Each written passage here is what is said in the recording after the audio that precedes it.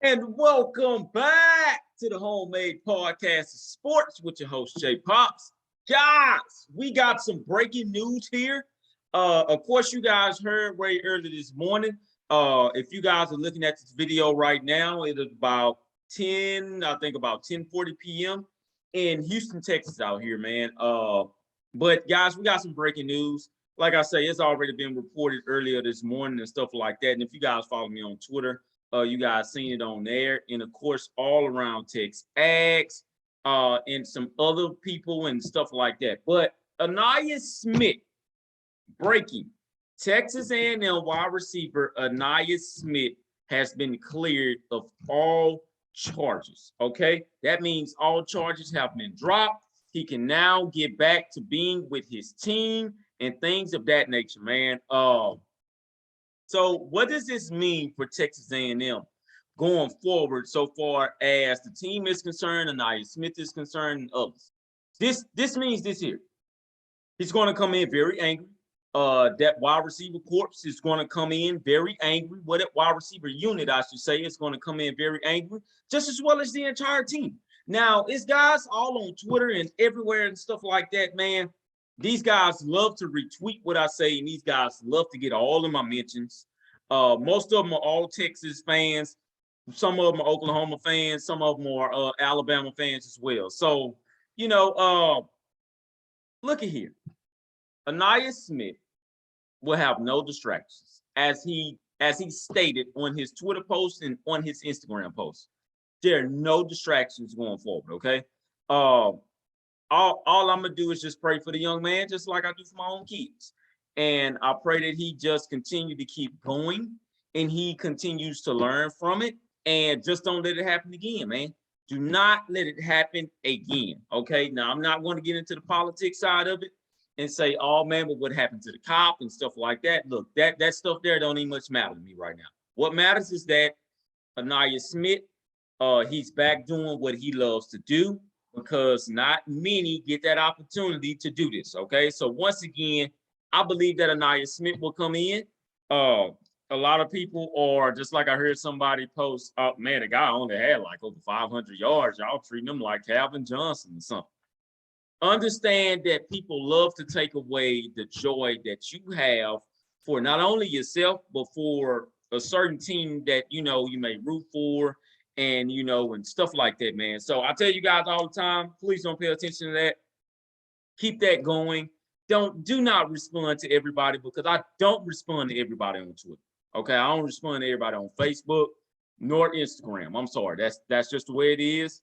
As long as you keep on responding, they're going to keep on coming back and back and back. If you guys know me by now, I do not go back and forth. But anywho, getting back to Ainias Smith, I believe Ainias Smith will have a breakout year just because of what happened.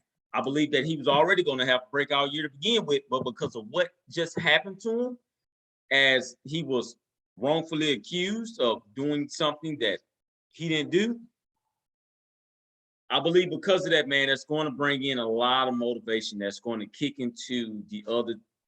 It's just going to kick into the whole entire wide receiver unit. All right, just put it like that. So, also, man, I got some other news as well. The pool party will start on, I think Saturday, but guys will start rolling in there on Friday. So what's happening with the pool party is that it's an annual event that Jimbo Fisher created on his own. This wasn't being done in recruiting or nothing like that, but this was just something that Jimbo Fisher reached out to his staff about. His staff reached out back to him. He said, hey, we're just going to do it like this, and we're going to continue to do it like this. All right. So it's a lot of guys, and I need you guys to hear me when I say this. It's going to be a lot of guys in this pool party that you didn't even much know was on our radar. All right. So it's going to be a lot of guys that may get flipped. Not going to say it's going to happen after the pool party, but it's going to be a lot of guys that's going to get flipped like you seen last year, and it's going to break your neck. And you're going to look all around as well as other teams, and especially the teams that they're committed to. And they're going to be like, man, well, what? Oh, wait a minute. Like, where did that come from? But guys that know the inside scoop and stuff like that, you're going to basically already know. But I'm telling you guys this year, be expecting names after the pool party has went down to be mentioned. Okay, and it's going to be, once again, guys that you didn't even much know that was on our radar, and you had thought they had forgot about us a long time ago. All right, so I'm just saying that I'm not going to throw out any names. I'm not going to do any of that. I will say this here. Maybe expect a big time commitment to maybe come out on Saturday and just shock everybody. You know, the guy just comes out and say, "Hey, man, I'm committing to Texas A&M. I'm going to go ahead and shut this whole thing down now." All right, so I'm not saying that that's going to happen. I just said it's going to be a maybe.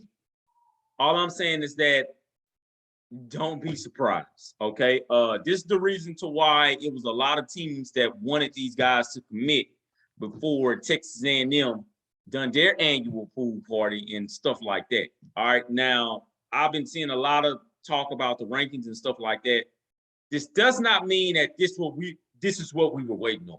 No, this was not. It's just, unfortunately, guys have been committed elsewhere that, hey, you know, wasn't that that was on our radar, but they, like I say, they just committed elsewhere. You know, you can't do anything about that. So don't, you know, sit up there and act like, well, you know, man, hey man, that's what I was waiting on the pool party for.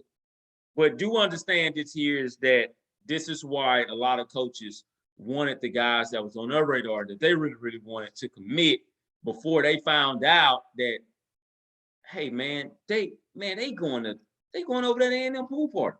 So another thing you guys need to know, I know he took us out of his top five. I need to mention us in his top three. His top three. It's wide receiver Jalen Hale. I believe he was on campus on today. All I'm saying is that don't be surprised if Jalen Hale puts us back into his top five, or don't be surprised if he just come out the blue and commit to Texas A&M, and you be like, man, he wasn't even much in your top three. Like, how did you just? Well, we just seen it happen with Texas, man. Peyton Kirkland. I didn't see Texas nowhere near in his top six or whatever he had. But hey, man, stuff like that happens. Okay, so just be expecting that, and things of that nature. And like I say, man, we'll see where this thing goes. Austin Novosad, I believe, is supposed to be there on tomorrow, which is Friday. So he's supposed to come in early, I believe, maybe early or early afternoon with his family, and they're going to sit down, talk to Jimbo Fisher and coaching staff, and man, we're just going to see how things go. Okay, so once again, breaking news: wide receiver Ainias Smith, all charges have been dropped. He's cleared to go and practice with the team and play with the team game one. Okay, that guy's going to get the biggest standing ovation when he comes out there and everything, man. So I can't wait. I do have a schedule of when I'm going to do these podcasts now. So I'm going to provide, it's going to be probably most likely, if I can do it almost every day, a 10-minute segment on what's going on with Texas A&M going forward. And it's more and more we get close to the season, the more and more you're going to see my face all the time. All right. So I love all of you guys. Make sure you hit that subscribe button. #GeekMax.